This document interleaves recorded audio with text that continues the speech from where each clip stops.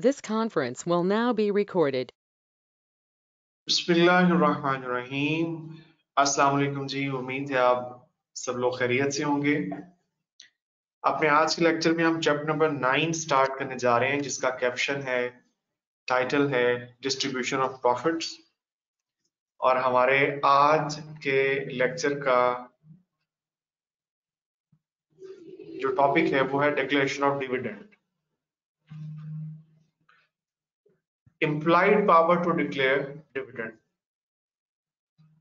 पहले तो डिविडेंड को डिफाइन किया गया कि डिविडेंड से मुराद वो पेमेंट्स हैं कि जो डिस्ट्रीब्यूटेबल प्रॉफिट्स में से कंपनी अपने मेंबर्स को पे करती है। सो ये जो मैंने हाईलाइट एक चीज की हुई है, ये बहुत इंपॉर्टेंट है कि प्रॉफिट्स की अदायगी हमेशा डिविडेंड्स की जो अदायगी है वो हमेशा प्रॉफिट्स में से होगी। अगर कंपनी को प्रॉफिट हुआ है तो ही डिविडेंड पे किया जा सकेगा। सो डिविडेंड से मुराद वो पेमेंट कि जो कंपनी अपने मेंबर्स को करती है, किसमें से? प्रॉफिट्स में से। अच्छा, अब आगे चलते हैं। कहते हैं अगर तो मेमोरेंडम ऑफ एसोसिएशन या आर्टिकल्स ऑफ एसोसिएशन के तहत कोई स्पेसिफिक किस्म की रिस्ट्रिक्शंस नहीं लगाई गई पेमेंट ऑफ डिविडेंड के बारे में, जैसे कि आप जानते हैं हमने पढ़ा था कि जो एसोसिएशन नॉट फॉर प्रॉफिट है, इस पे पाबंदी होती है कि जो भी इसकी इनकम है, पैसे हैं, उसमें से कोई भी रकम बतौर डिविडेंड इस एसोसिएशन के मेंबर्स में तकसीम नहीं की जा सकती। ये प्रोहिबिशन है, ठीक है। तो ये तो स्पेसिफिक रिस्ट्रिक्शन होती है एसोसिएशन नॉट फॉर प्रॉफिट के आर्टिकल्स में, मेमोरेंडम में। तो अगर तो कोई इस किस्म की रिस्ट्रिक्शन नहीं है तो फिर बाकी कानून ये कहता है कि हर कंपनी के पास इम्प्लाइड पावर है, इख्तियार है कि वो अपने प्रॉफिट्स को इस्तेमाल कर सकती है डिविडेंड की अदायगी में, ठीक है। अपने शेयर होल्डर्स को डिविडेंड अदा कर सकती है प्रॉफिट्स में से। जी जरा बता दें, ये पॉइंट समझ आ गया?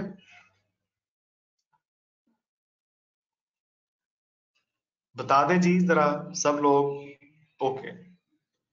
इसके बाद है certain restrictions on declaration of dividend.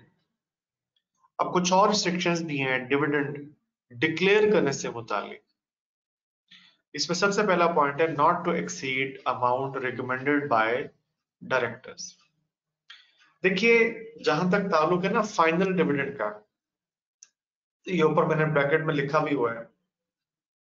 Final dividend वो डिविडेंड के जो साल के साल अदा किए जाते हैं, एजीएम में डिक्लेयर किया जाता है। हर साल एजीएम में ये डिक्लेयर किया जाता है जो फाइनल डिविडेंड है, और फिर उसकी अदायगी होती है कितने दिनों के अंदर अंदर, ये भी अभी हम थोड़ी देर के बाद पढ़ेंगे। बहरहाल पॉइंट ये है कि जो फाइनल डिविडेंड है इसको कंपनी की जनरल मीटिंग में डिक्लेयर किया जाता है, ठीक है। अब डायरेक्टर्स ने क्या करना होता है, डिविडेंड की अमाउंट रिकमेंड करनी होती है कि इतनी अमाउंट बतौर डिविडेंड इस साल बतौर फाइनल डिविडेंड मेंबर्स में तकसीम की जाए।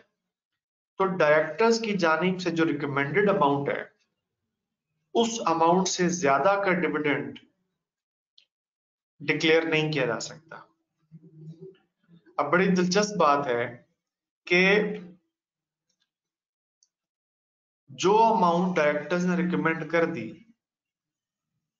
तो इसको एजीएम में जो मेंबर्स लोग हैं वो बढ़ा नहीं सकते। या तो इसे एज इट इज एक्सेप्ट कर सकते हैं, अप्रूव कर सकते हैं, या डिक्रीज कर सकते हैं, इवन मुस्तरद कर सकते हैं, लेकिन इसमें इंक्रीज नहीं कर सकते, बढ़ा नहीं सकते। उसकी लॉजिक ये बनती है कि चूंकि सारा कारोबार कंपनी का तो डायरेक्टर्स ने रन करना होता है, कंपनी की मैनेजमेंट, कंपनी का बिजनेस वो तो डायरेक्टर्स लोग रन कर रहे होते हैं, लिहाजा इन्हें ही बेहतर आइडिया होता है कितनी अमाउंट जो है वो बतौर डिविडेंड तकसीम की जाए, क्योंकि जाहिर सी बात है अगर इनको आइडिया है कि यार कुछ पैसे जो है वो रिजर्व भी पड़े होने चाहिए, काम आ सकते हैं मुस्तकबिल में, या बिजनेस में वो पैसे डालने पड़ सकते हैं, तो जो अमाउंट डायरेक्टर्स रिकमेंड कर दें उस रिकमेंडेड अमाउंट से ज्यादा का जो अमाउंट है वो डायरेक्टर्स अप्रूव नहीं कर सकते, डिविडेंड एजीएम में अप्रूव नहीं कर सकते। आप स्टेटमेंट देख लें, no dividend shall exceed the amount recommended by the board. जी जरा बता देंगे, पॉइंट समझ आया बच्चों? ओके। इसके बाद एक और रिस्ट्रिक्शन है, restriction on distribution of certain gains.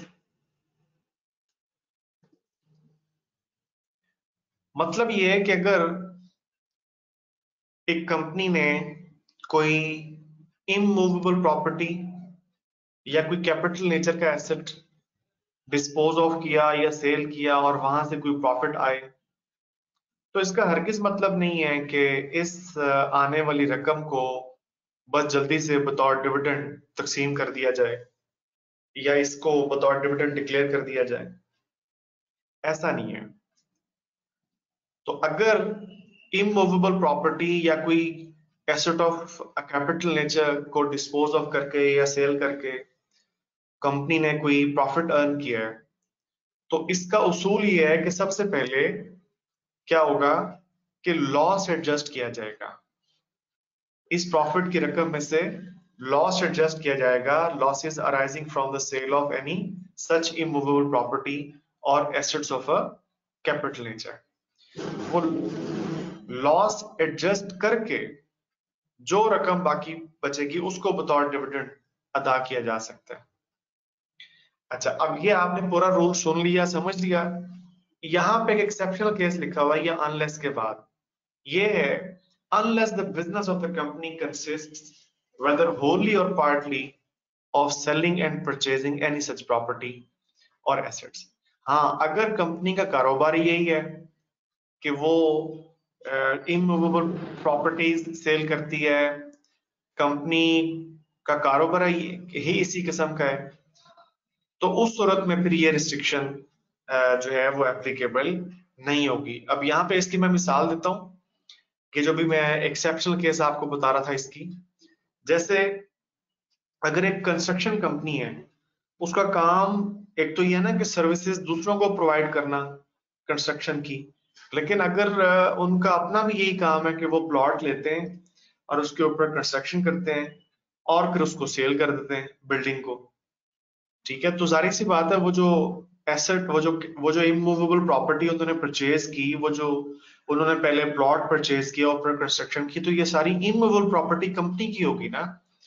तो चूंकि उनका कारोबार ही यही है, लिहाजा इस कंपनी के ऊपर ये वाली रिस्ट्रिक्शन एप्लीकेबल नहीं है जो मैं पहले आपको बता रहा था कि वो लॉस एडजस्ट करने वाली जो बात थी, इस कंपनी के ऊपर ये एप्लीकेबल नहीं है।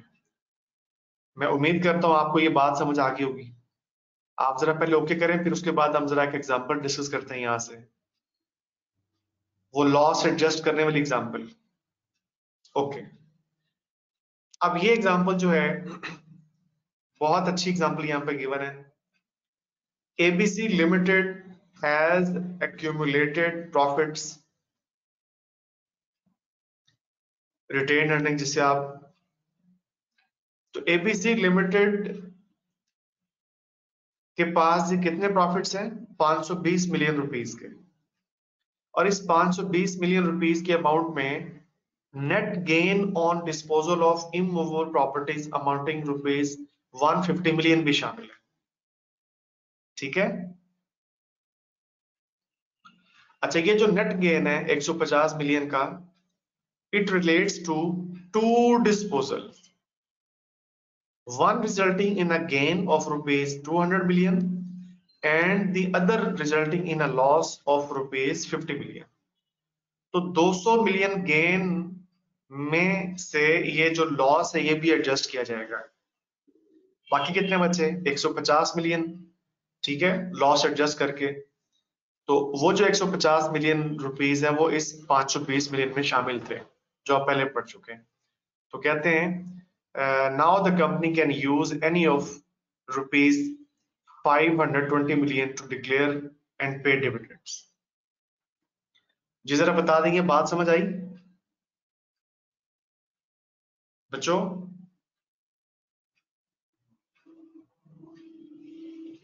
ओके। इसके बाद एक और पॉइंट है इन्वेस्टमेंट प्रॉपर्टी से रिलेटेड।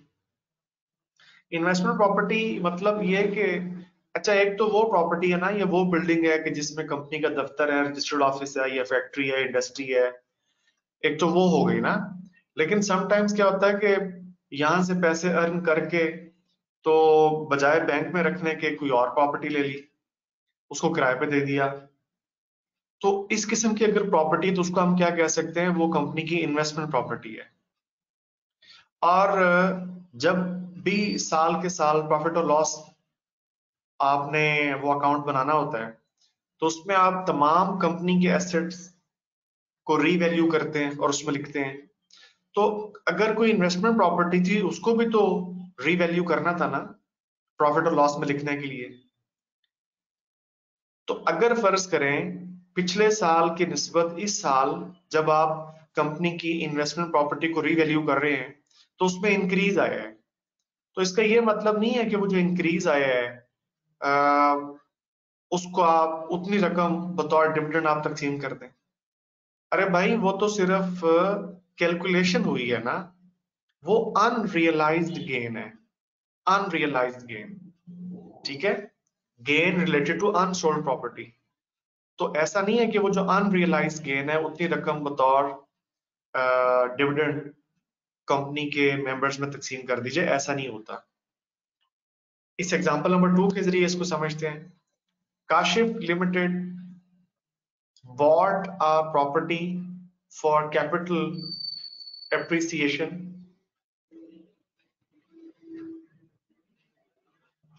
यानी इन्वेस्टमेंट प्रॉपर्टी इन्होंने खरीदी 50 मिलियन रुपीस की। At year end the property was revalued,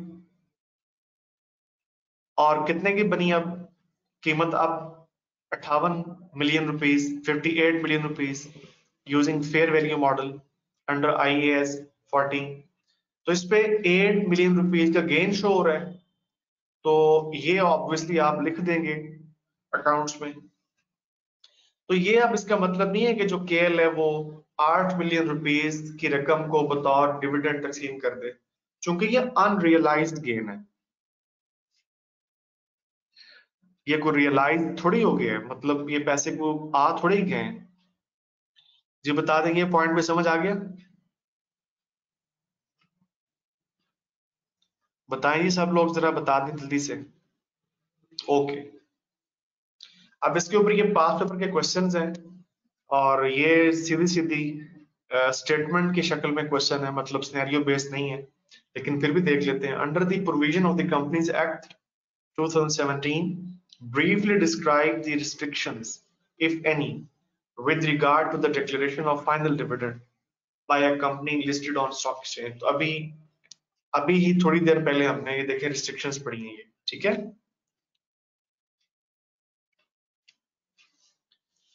जरा एक नजर देख लें, वही वाली है।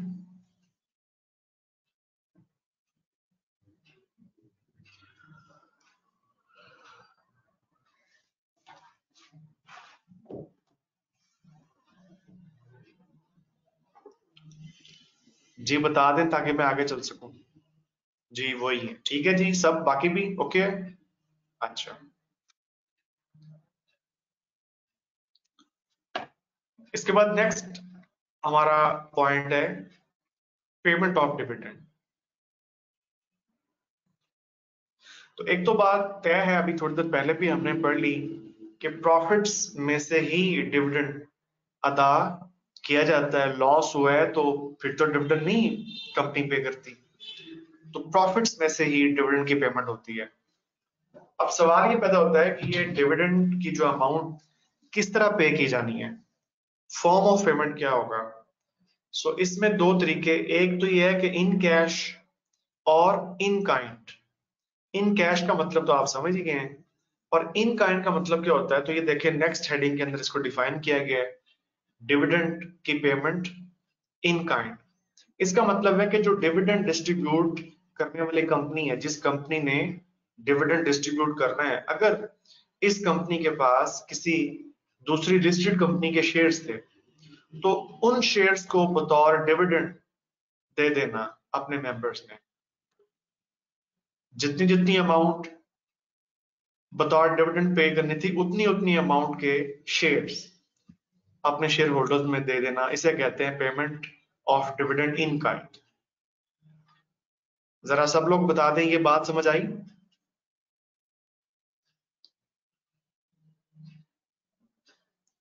पेमेंट इन काइंड समझ आई जी? ओके।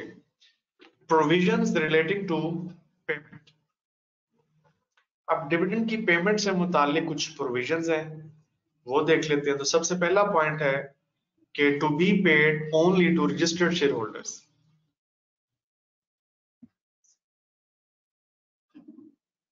ये जो डिविडेंड है,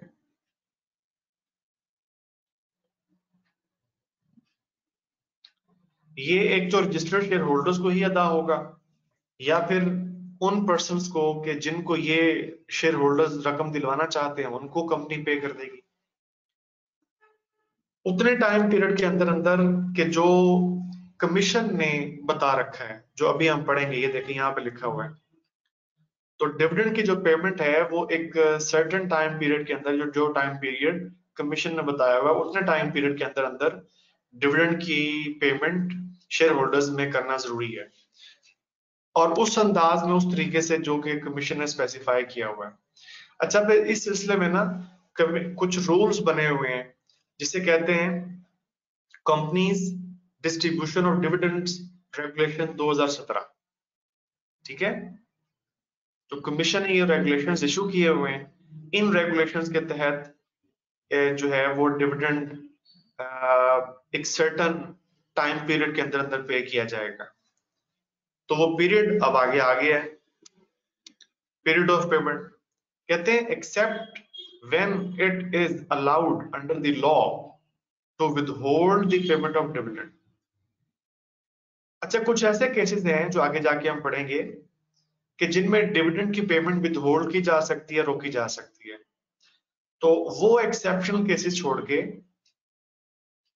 अब कानून ये है कि डिविडेंड की पेमेंट की रिस्पॉन्सिबिलिटी चीफ एग्जीक्यूटिव के ऊपर है। चीफ एग्जीक्यूटिव जो है वो रिस्पॉन्सिबल होगा डिविडेंड की पेमेंट का, बर वक्त पेमेंट का। और वो वक्त, वो टाइम पीरियड कितना है? वो है जी 10 वर्किंग डेज। 10 वर्किंग डेज, और वर्किंग डेज के आगे वजाहत की गई है any day on which banks are open for business. ठीक है, अब ये जो 10 दिनों के अंदर अंदर डिविडेंड की पेमेंट को यकीनी बनाना है, तो ये रिस्पॉन्सिबिलिटी चीफ एग्जीक्यूटिव की है। और ये 10 वर्किंग डे स्टार्ट कहां से होंगे? अब इसमें 3 मुख्तलिफ केसेस हैं। Number 1, in case of final dividend, जिस दिन ये फाइनल डिविडेंड डिक्लेयर हुआ। और ये डिक्लेयर कब होता है? तो अभी लेक्चर के आगाज में हम इस बारे में बात कर रहे थे कि एजीएम के अंदर, एनुअल जनरल मीटिंग में फाइनल डिविडेंड डिक्लेयर होता है। तो इसका मतलब है जो फाइनल डिविडेंड है, फाइनल डिविडेंड एजीएम जिसमें ये डिक्लेयर हुआ, उस डेट से ऑनवर्ड्स 10 दिनों के अंदर अंदर पे किया जाना जरूरी है। अच्छा, in case of interim dividend, interim dividend से मुराद जो हाफ ईयरली डिविडेंड अदा किया जा सकता है या इवन क्वार्टरली। तो in case of interim dividend, जब ये इंटरम डिविडेंड डिक्लेयर हुआ, अब यहां पे एक चीज वाज़ेह कर दूं कि इंटरम डिविडेंड का कोई ताल्लुक नहीं है एजीएम के साथ। ये इंटरम डिविडेंड डायरेक्टर्स ने ही प्रपोज करना होता है, इन्होंने डिक्लेयर करना होता है अपनी बोर्ड मीटिंग में। ठीक है, सो अगर तो इंटरम डिविडेंड के लिए बुक क्लोजर अनाउंस किया गया था, दो सूरतें हो सकती है, बुक क्लोजर अनाउंस किया गया था या बुक क्लोजर अनाउंस नहीं किया गया था। तो अगर तो इंटरम डिविडेंड के लिए बुक क्लोजर अनाउंस नहीं किया गया था, तो फिर इस इंटरम डिविडेंड की पेमेंट जो है वो आ, करनी तो 10 दिन के अंदर अंदर, लेकिन 10 दिन शुरू कहां से होंगे? जिस दिन ये इंटरम डिविडेंड डिक्लेयर हुआ। और यहां पे आपको बता दूं, बोर्ड ऑफ डायरेक्टर्स की मीटिंग में डिक्लेयर होता है फिर उस सूरत में। ठीक है। अच्छा, और अगर बुक क्लोजर अनाउंस किया गया था, तो फिर वो जो 10 दिनों का टाइम है, वो बुक क्लोजर स्टार्ट जिस दिन हुआ उस दिन से ऑनवर्ड्स 10 दिनों के पीरियड के अंदर अंदर इंटरम डिविडेंड पे किया जाएगा। अब आप यहाँ पे देख रहे हो कि 2 दफा ये आ गया बुक क्लोजर। तो मैं अभी यहाँ पे डिफाइन नहीं करता, क्योंकि आगे चल के इसके ऊपर मुकम्मल वजाहत आपने पढ़नी है कि ये बुक क्लोजर क्या चीज है। ठीक है, तो इसलिए यहाँ पे आपने परेशान नहीं होना। आगे चल के हम इसको डिस्कस करेंगे बुक क्लोजर को इसी चैप्टर में, ये नेक्स्ट पेज के ऊपर आ रहा है। अच्छा जी, बहरहाल ये तीनों पॉइंट्स आपने अच्छी तरह ज़हन नशीन कर लेने हैं। अच्छा, आगे वो कहता है कि हर लिस्टेड कंपनी इस बात को मेक श्योर करे, यकीनी बनाए कि जो बुक क्लोजर है, अगर उन्होंने बुक क्लोजर करना है तो वो बुक क्लोजर जरूर स्टार्ट हो जाए within 15 days of the date on which such dividend is approved by the board। जिस तारीख को बोर्ड ने इंटरम डिविडेंड अप्रूव किया है, और साथ ही उन्होंने अगर ये भी फैसला किया था कि बुक क्लोजर भी करना है, तो फिर जिस बोर्ड ऑफ डायरेक्टर्स की मीटिंग में ये इंटरम डिविडेंड अप्रूव हुआ है, उस डेट से ऑनवर्ड्स 15 दिनों के अंदर अंदर बुक क्लोजर पीरियड स्टार्ट हो जाए।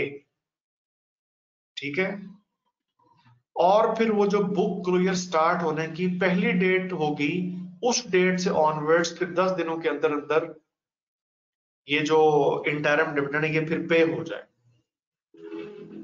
सो बड़ी मेहरबानी आपकी, जरा इन दिनों वाले चक्कर को खास तौर पे ज़हन में रखिएगा। ठीक है,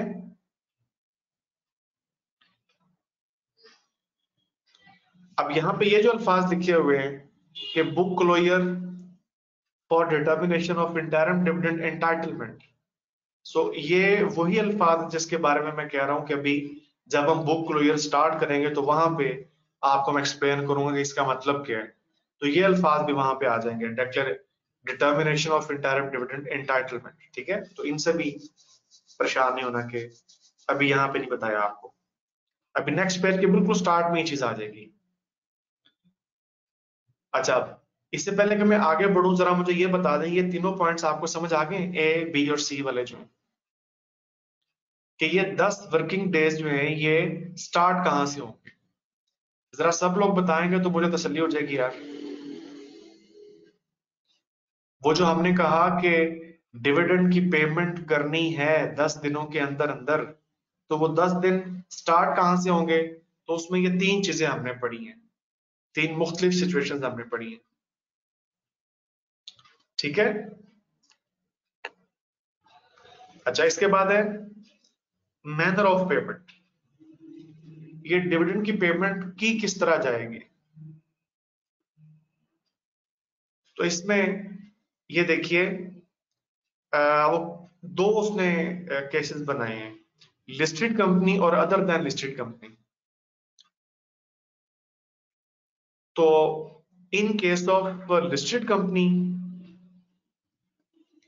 जो डिविडेंड पेबल इन कैश है, वो तो इलेक्ट्रॉनिक मोड के जरिए ही पे किया जाएगा, directly into the bank account of the share holders. जो एंटाइटल्ड शेयर होल्डर्स हैं, डिविडेंड के जो एंटाइटल्ड शेयर होल्डर्स हैं, उनके अकाउंट में पैसे मुंतकिल कर दिए जाएंगे। ये है इलेक्ट्रॉनिक मोड। ठीक है, so this is for the share holders of listed company. अच्छा, मैनर ऑफ पेमेंट क्या होगा अदर देन लिस्टेड कंपनी? यानी लिस्टेड कंपनी के अलावा जो दूसरी कंपनियों के जो शेयर होल्डर्स हैं, उनको डिविडेंड की पेमेंट किस तरह की जाएगी?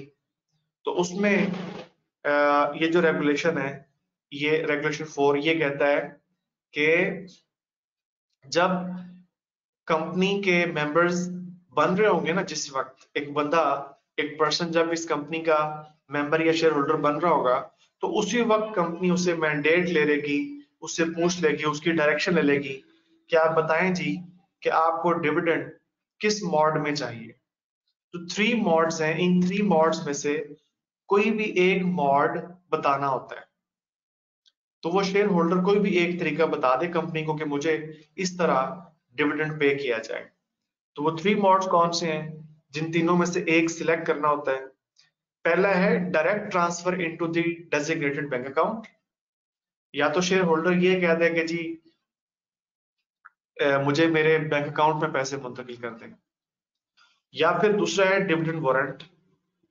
कंपनी कहती है या फिर आप ऐसे करें, डिविडेंड वारंट ले लीजिए। अब डिविडेंड वारंट क्या चीज है?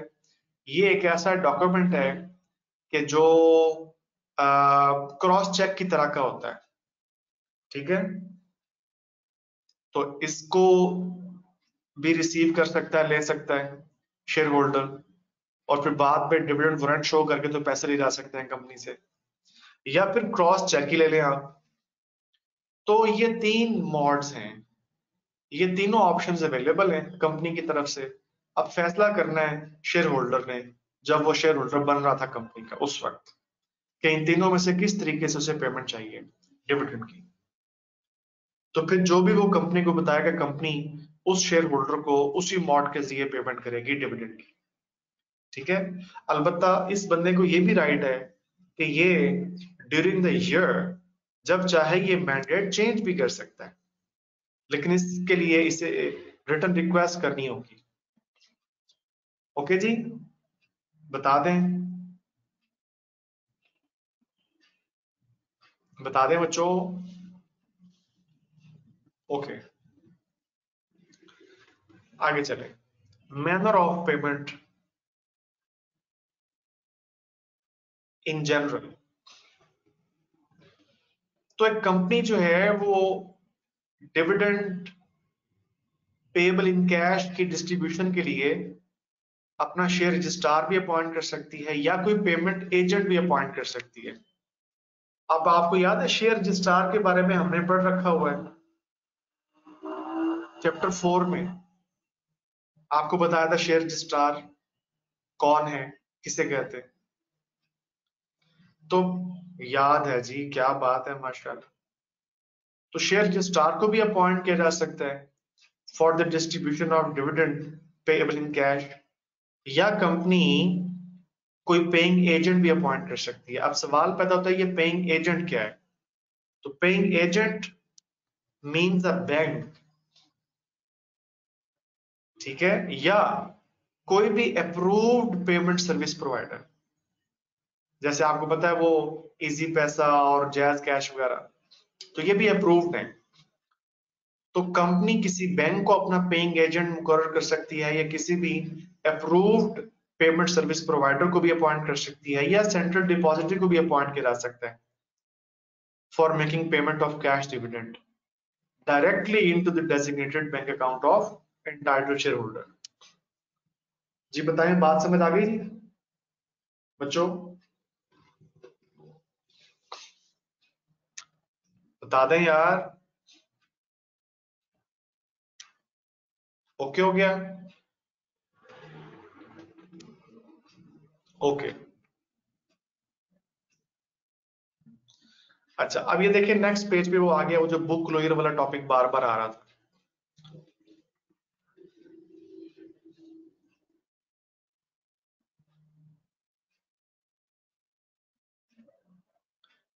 तो बुक क्लोजर का मकसद क्या है, इसकी डेफिनेशन भी बीच में आ जाएगी और इसका पर्पस भी।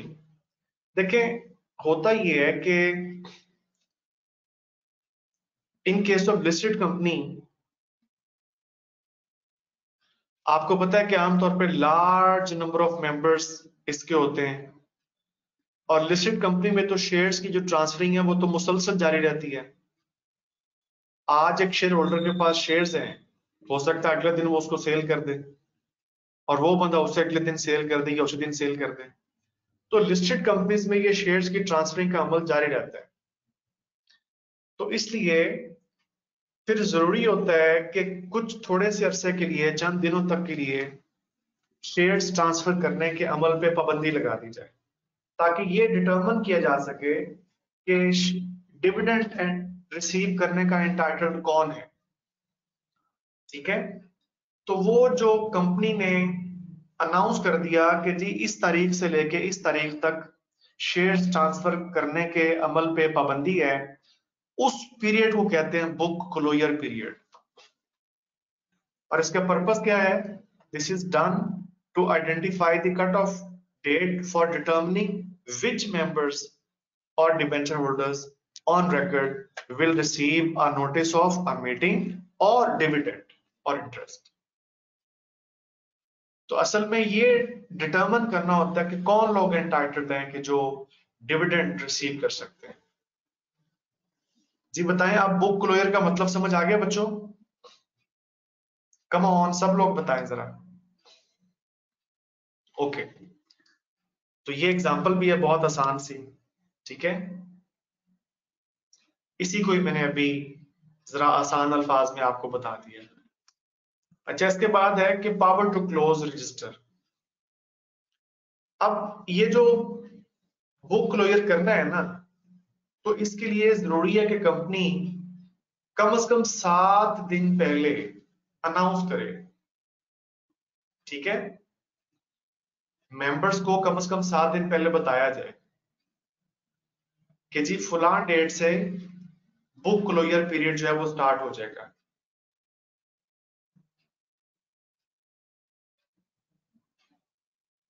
और कंपनी अपना रजिस्टर भी क्लोज कर सकती है, रजिस्टर ऑफ मेंबर्स जो है। ठीक है, अच्छा एक बात, दूसरी बात ये है कि ये जो बुक क्लोजर पीरियड है ये कितने दिनों तक के लिए जारी रह सकता है, या ये बुक क्लोजर पीरियड कितने दिनों तक के लिए हो सकता है? तो उसमें वो कहते हैं पूरे साल का मजमुई तौर पे अगर देखा जाए तो ज्यादा से ज्यादा 30 दिनों तक के लिए बुक क्लोजर हो सकता है।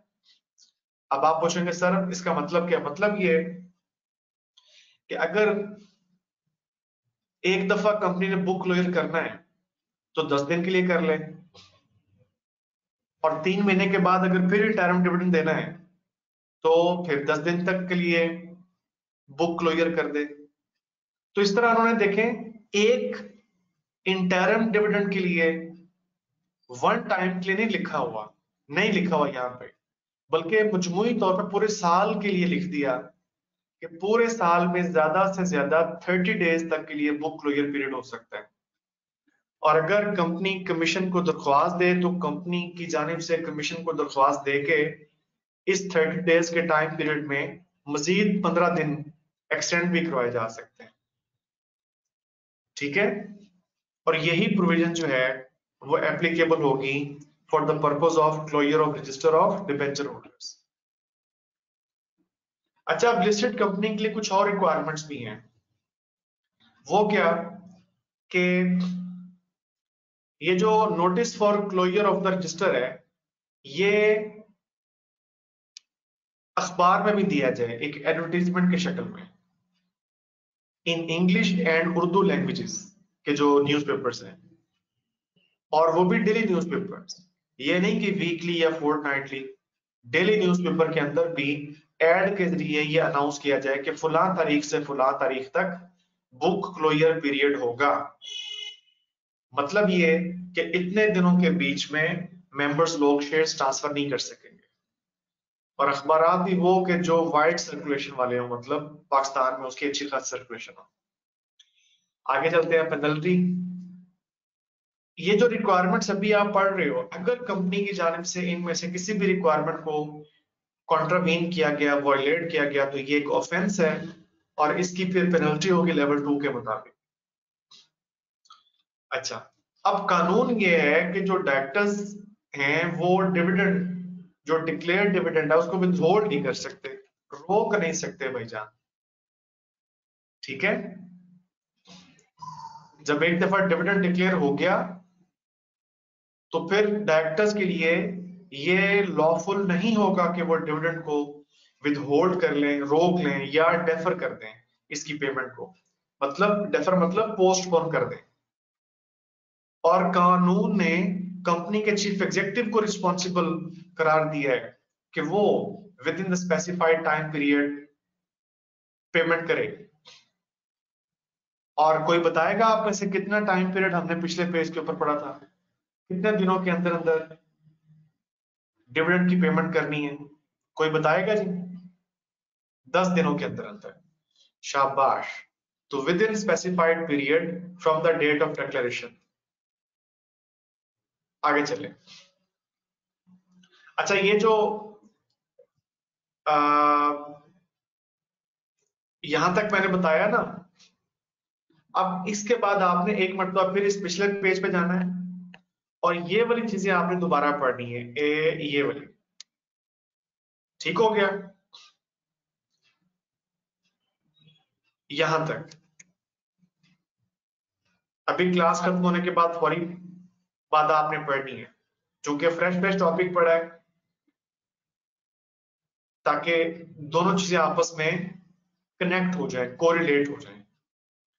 अगर कहीं पे कोई कंफ्यूजन होगी तो फिर मुझसे आप पूछ लीजिएगा, मैं आपको फिर बता दूंगा, दोबारा समझा दूंगा। अच्छा, इसके बाद है कि जी declaration of final dividend. Final dividend की अमाउंट डायरेक्टर्स ने प्रपोज करनी होती है और एनुअल जनरल मीटिंग में मेंबर्स ने इसे अप्रूव करना होता है। ये बात आज आपको थोड़ी देर पहले भी पिछले पेज में बताई थी। ओके हो गया? और ये जो डिविडेंड है, final dividend shall be deemed to have been declared on the date of the general meeting. यानी फाइनल डिविडेंड के बारे में यही कंसिडर किया जाएगा कि ये एजीएम की डेट को ही डिक्लेयर हुआ, और फिर एजीएम की डेट जिसमें ये डिक्लेयर हुआ फाइनल डिविडेंड, इससे ऑनवर्ड्स 10 दिनों के अंदर अंदर इसे पे भी करना है। ठीक है? अच्छा, डिक्लेरेशन ऑफ इंटरिम डिविडेंड। तो डायरेक्टर्स ही प्रपोज करते हैं इंटरिम डिविडेंड की अमाउंट कितनी होगी, और डायरेक्टर्स ने इसे पे करना होता है। क्योंकि इसमें मेंबर्स का कोई रोल नहीं है, एजीएम का इसमें कोई किरदार नहीं है। और इंटरिम डिविडेंड जो है shall be deemed to have been declared on, अब यहां पे देखिए दो पॉइंट्स लिखे हुए हैं, on the date of the commencement of closing of share transfer for the purposes of determination of entitlement of dividend. Interim dividend के बारे में कंसिडरेशन यही होगी, यही कंसिडर किया जाएगा कि इंटरिम डिविडेंड डिक्लेयर कर दिया गया है on the date of commencement of closing of share transfer. अब इसकी पिछले पेज के ऊपर वजाहत कर चुका हूं कि बुक क्लोजर अगर की गई तो बुक क्लोजर का जो पहला दिन था तो कंसिडर यही किया जाएगा कि जी उसी डेट को ही इंटरिम डिविडेंड डिक्लेयर किया गया, अगर बुक क्लोजर अनाउंस किया गया था तो। और अगर बुक क्लोजर अनाउंस नहीं किया गया था तो इस केस में फिर जिस बोर्ड ऑफ डायरेक्टर्स की मीटिंग में इंटरिम डिविडेंड अप्रूव हुआ उसी डेट को ही ये इंटरिम डिविडेंड डिक्लेयर्ड कंसिडर होगा।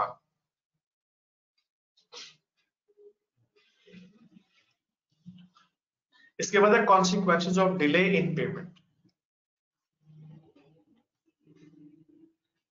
जैसे कि एक पीरियड अब तक तो आपको हिफ्स हो गया है 10 दिन का पीरियड, 10 दिन के पीरियड के अंदर अंदर डिविडेंड पे होना है, करना है। तो अगर डिविडेंड डिक्लेयर हो चुका था लेकिन स्पेसिफाइड पीरियड के अंदर अंदर पे नहीं किया गया तो इसकी जिम्मेदारी फिर आयद की गई है चीफ एग्जीक्यूटिव के ऊपर, और चीफ एग्जीक्यूटिव जो है ये पनिशेबल होगा विद इम्प्रिजनमेंट, यानी इसको कैद की सजा होगी जो ज्यादा से ज्यादा 2 साल तक की हो सकती है, और इसके साथ इसे फाइन भी हो सकता है जो ज्यादा से ज्यादा 5 मिलियन रुपीस तक हो सकता है। और इसके साथ साथ ये भी है कि ये जो कन्विक्टेड चीफ एग्जीक्यूटिव है, जिस दिन से सजा हुई, कन्विक्शन मतलब जिस दिन से सजा हुई उस दिन से ये चीफ एग्जीक्यूटिव का ओहदा भी छोड़ देगा। He will cease to hold the office of chief executive, और फिर अगले 5 साल तक के लिए ये एलिजिबल नहीं होगा ना तो चीफ एग्जीक्यूटिव बनने के लिए, ना डायरेक्टर बनने के लिए, उसी कंपनी में या किसी भी और कंपनी में। ठीक है जी, जरा बताएं सब लोग, ये समझ आ गया कॉन्सिक्वेंसेस वाला? जल्दी रिस्पॉन्ड करें यार। ओके, बाकी लोग, हसन साहब ने सबसे पहले बताया, फिर अब्दुल्ला ने, सरबत ने, और बाकी लोग चले। ओके, आगे चले। No offence deemed to be committed. हाँ जी, बहुत सख्त सजा है। आगे जी, no offence deemed to be committed. अब हम कुछ ऐसा पढ़ने लगे हैं कि जिसमें अगर डिविडेंड विथहोल्ड कर लिया गया है, रोका हुआ डिविडेंड, तो वो ऑफेंस या जुर्म तस्वुर नहीं किया जाएगा। लेकिन इसके लिए ये देखिए, एक रिक्वायरमेंट है कि कमीशन को दरख्वास्त देना होगी कंपनी की जानिब से within 45 days from the date of declaration of dividend. ठीक है, and after providing an opportunity to the share holder और अदर पर्सन, कमीशन जो है वो परमिट कर सकता है, कंपनी को इजाजत दे सकता है कि कंपनी डिविडेंड की जो पेमेंट है वो विदहोल्ड कर सकती है, या डिविडेंड की पेमेंट को डेफर कर सकती है, मतलब थोड़ी अरसे के लिए पोस्टपोन कर सकती है। अब कौन कौन से ऐसे केसेस हैं कि जिसमें डिविडेंड की पेमेंट को रोका जा सकता है या डेफर किया जा सकता है, और अगर डिविडेंड की पेमेंट को रोका गया थोड़े अरसे के लिए या मुलतवी कर दिया गया तो वो जुर्म नहीं होगा। वो ये 5 केसेस हैं।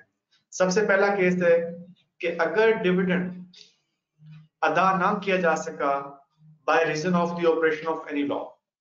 मैं एग्जांपल के जरिए आपको ये बात समझाता हूं, आप नोट भी कर सकते हैं इसको ताकि ये पॉइंट आपको याद रहे।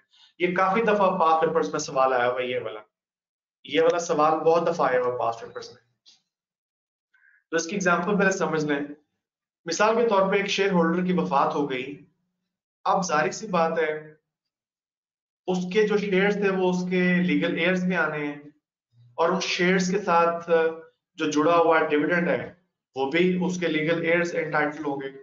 अब लीगल एयर्स डिटरमिन करने के लिए कोर्ट में एप्लीकेशन दी गई है कि अदालत लीगल एयर का फैसला कर दे।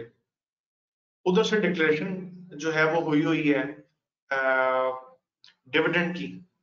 तो ये वाला जो शेयर होल्डर है ना, ये वाला जो केस है, तो जब तक अदालत फैसला नहीं कर देती कि कौन है जो एंटाइटल्ड होगा डिविडेंड का उस मरहूम शेयर होल्डर की जगह पे, ठीक है, तो अब डिविडेंड रुका हुआ है, तो इस सूरत में जो डिविडेंड रुका हुआ है, जो डिविडेंड की पेमेंट रुकी हुई है, जो वो डेफर हुई हुई है, तो ये कोई जुर्म नहीं है। दूसरा पॉइंट है कि अगर किसी शेयर होल्डर ने कंपनी को कोई ऐसी डायरेक्शंस दी हैं regarding the payment of the dividend कि जिन डायरेक्शंस के ऊपर अमल करना कंपनी के बस में नहीं है, कंपनी उसको कंप्लाई नहीं कर सकती उन डायरेक्शंस को। जैसे कि आज आपने मुख्तलिफ पढ़े हैं तरीके डिविडेंड की पेमेंट लेने के, क्रॉस चेक के थ्रू या डिविडेंड वारंट के थ्रू या डायरेक्ट अकाउंट में ट्रांसफर, यही तरीके है ना। तो अगर एक शेयर होल्डर ये कहता नहीं मुझे तो करेंसी नोट ही चाहिए बस, ठीक है, मुझे तो जनाब नोट ही चाहिए, जबकि इस तरह की कोई बात आपने नहीं पढ़ी,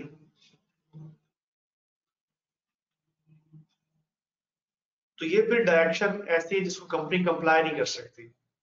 बस फिर डिविडेंड की पेमेंट रुकी हुई है। अब जब तक फिर उस बंदे की अकल ठिकाने नहीं आ जाती और जब तक वो ये नहीं कहता चलो ठीक है जो कानून तरीका कहता चले उस तरीके से मुझे दे दें आप, तो फिर तब तक डिविडेंड रुका हुआ है, और ये जो है ये फिर कोई ऑफेंस नहीं है कंपनी के पार्ट के ऊपर। इसके बाद है कि अगर right to receive the dividend के बारे में कोई डिस्प्यूट आ गया था, मिसाल के तौर पे दो शेयर होल्डर्स के दरमियान कोई डिस्प्यूट था, एक कह रहा था डिविडेंड रिसीव करने का हक मेरा है, दूसरा कह रहा था मेरा है, तो जब तक फिर इस डिस्प्यूट का फैसला हो नहीं जाता, जो डिविडेंड की पेमेंट है वो रुकी हुई है और ये कोई जुर्म नहीं है। इसके बाद where the dividend has been lawfully adjusted by the company against any sum due to it from the share holder. Company ने किसी शेयर होल्डर से कुछ पैसे लेने थे, उसकी तरफ पैसे ड्यू थे जो उसने अभी तक कंपनी को अदा नहीं किए हुए थे। तो उस रकम के लिए अगर कंपनी ने फिर उस शेयर होल्डर का डिविडेंड रोक लिया तो ये फिर ठीक किया, और रोक के उन पैसों को कंपनी ने अगर एडजस्ट कर लिया तो ये भी ठीक है, ये कोई जुर्म नहीं है। उसके बाद है कि अगर डिविडेंड की जो पेमेंट है वो कंपनी की तरफ से तो हो चुकी है, लेकिन जो शेयर होल्डर को मिली नहीं है, इसमें कंपनी का कोई कसूर नहीं है। जैसे कंपनी ने तो जो डिविडेंड वारंट है वो पोस्ट कर दिए थे, ठीक है, जो कानून में दिया गया पीरियड है उसके अंदर अंदर कंपनी की तरफ से तो डिविडेंड वारंट पोस्ट हो चुके थे, लेकिन शेयर होल्डर को नहीं मिले। मिसाल के तौर पे कुरियर सर्विस वालों की गलती थी, कंपनी ने कुरियर सर्विस वालों को दे दिए थे कि जी इस पते पे ये डिविडेंड वारंट इन शेयर होल्डर्स को दे दें या फुलां शेयर होल्डर को दे दें। तो कुरियर सर्विस वालों के पार्ट पे कोई गलती थी, कंपनी के पार्ट पे कोई डिफॉल्ट नहीं था। तो इस केस में भी फिर अगर डिविडेंड की पेमेंट रुकी हुई है उस शेयर होल्डर को, तो ये कोई ऑफेंस नहीं है, कोई जुर्म नहीं है। और लास्ट पॉइंट है लॉफुल विथहोल्डिंग, कि अगर कंपनी ने डिविडेंड रोका हुआ है इस सूरत में जो भी आपको बताने लगा हूं, तो ये लॉफुल विथहोल्डिंग है। वो क्या, कि अगर कंपनी के किसी मेंबर ने अपना कंप्लीट इंफॉर्मेशन ही प्रोवाइड नहीं की कंपनी को, मसलन अपना अकाउंट नंबर ही नहीं दिया हुआ, ठीक है, जिस अकाउंट नंबर में पैसे ट्रांसफर करने थे, तो अगर उसने अपनी कंप्लीट इन्फो ही नहीं दी या कोई कंप्लीट डॉक्यूमेंट प्रोवाइड नहीं किए, जो भी कंप्लीट इंफॉर्मेशन या डॉक्यूमेंट्स कमीशन ने स्पेसिफाई किया हुआ था कि ये चीजें जो है मेंबर प्रोवाइड करे कंपनी को, तो अगर उस मेंबर की तरफ से ही अपनी इंफॉर्मेशन मुकम्मल कंपनी को प्रोवाइड नहीं की गई थी, तो कंपनी फिर उसका डिविडेंड विथहोल्ड ही करेगी ना, जब तक कि उसकी तरफ से मुकम्मल मालूमात आ नहीं जाती, जैसे उसका अकाउंट नंबर, उसका एड्रेस वगैरह, अगर उसके पते पे डिविडेंड वारंट भेजना था तो इस सूरत में जो विदहोल्ड हुई है अमाउंट ऑफ डिविडेंड, तो ये लॉफुल विदहोल्डिंग है। जी बताएं, बात समझ आ गई?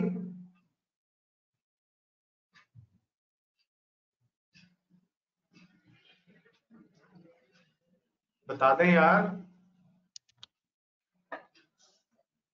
ठीक हो गया जी?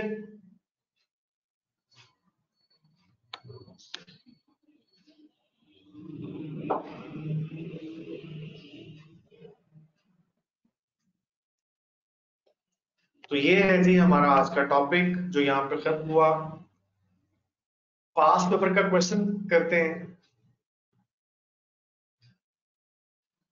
ये प्रैक्टिस क्वेश्चन नंबर 3 आपका पास पेपर का सवाल है, इसको भी डिस्कस करते हैं। On 18th September 2018, the directors of Ashanti Limited, जो कि एक लिस्टेड कंपनी है, declared an interim dividend of ₹5 पर शेयर, और इस कंपनी ने बुक क्लोजर अनाउंस किया है फ्रॉम 28 सितंबर 2018 टू 3 अक्टूबर 2018, और बुक क्लोजर पीरियड में ये दोनों दिन शामिल हैं, यानी 28 सितंबर का भी और 3 अक्टूबर का भी। जरा पहले मुझे इतना बता दी, यहां तक समझ आ गया? सवाल की लैंग्वेज यहां तक समझ आ गई है? कम ऑन यार, बता दे जल्दी से। ओके, अब आगे चले रिक्वायरमेंट की तरफ। कहते हैं अब कंपनीज एक्ट की प्रोविजन के मुताबिक जरा ब्रीफली डिस्क्राइब करें। अब दो रिक्वायरमेंट्स हैं। पहली रिक्वायरमेंट है describe when AL should pay the above dividend, और दूसरी रिक्वायरमेंट है state any four circumstances in which AL may not be considered to have committed an offense for non-payment of dividend। तो पहला जो सवाल है, जो पहली रिक्वायरमेंट है, उसकी तरफ आते हैं कि कितने टाइम पीरियड के अंदर अंदर डिविडेंड पे हो जाना चाहिए। कोई गैस करेगा आप लोगों में से? आप लोगों में से कोई गैस करेगा जी?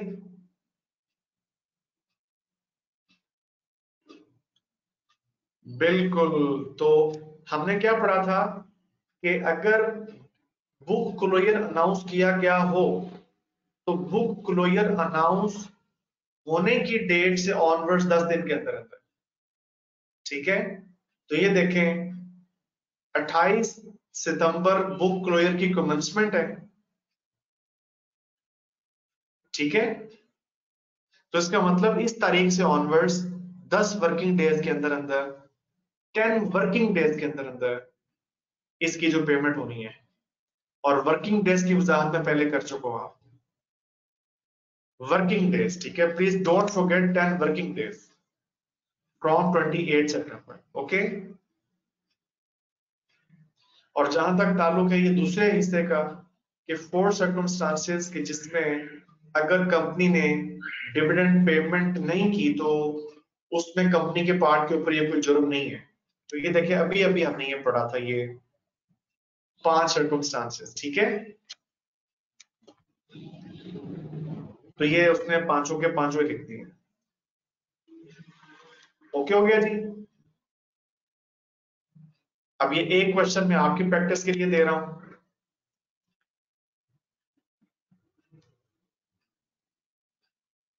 ये 4, 5 और 6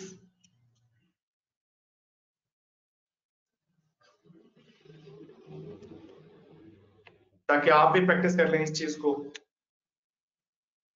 ठीक है बच्चों।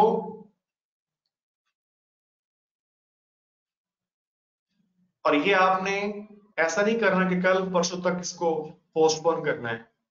ये अभी फ्रेश पढ़ा हुआ लेसन आपने अभी के अभी इसको क्लास खत्म होने के बाद सॉल्व करें। इसको एक दफा मतलब तरतीब ही होगी कि पहले आप पढ़ेंगे इस टॉपिक को, 2-3 दफा इसको पढ़ेंगे और अच्छी तरह अंडरस्टैंड करेंगे। जहां कोई कंफ्यूजन हो, कोई क्यूरी हो, इवन एक जुमले में भी अगर आपको प्रॉब्लम हो, आपको समझ ना आ रहा हो या आपको फर्दर वजाहत चाहिए, तो डोंट हेजिटेट, उसी वक्त मुझसे आप पूछें, व्हाट्सएप कर दें मुझे, ठीक है। तो जब मुकम्मल कॉन्सेप्चुअल क्लैरिटी हो जाए हर हर जुमले की, हर हर टॉपिक की, उसके बाद फिर ये प्रैक्टिस क्वेश्चन शुरू करते हैं जो मैंने भी आपको होमवर्क के तौर पर दिए हैं, ठीक है। तो इंशाल्लाह वो हो जाएंगे। और अगर कहीं पे कोई प्रैक्टिस क्वेश्चन सॉल्व करते हुए क्यूरी हो तो वंस अगेन मैं हाजिर हूं, पता है आपको, जैसे आप मुझसे पूछ लिया करते हैं तो फिर मुझे पूछ लीजिएगा, ठीक है। तो ये प्रैक्टिस क्वेश्चंस हैं और साथ में एमसीक्यूज है, ये आज आपका होमवर्क है, ठीक है जी। बताएं, डन। नेक्स्ट टॉपिक के साथ फिर इंशाल्लाह मिलेंगे।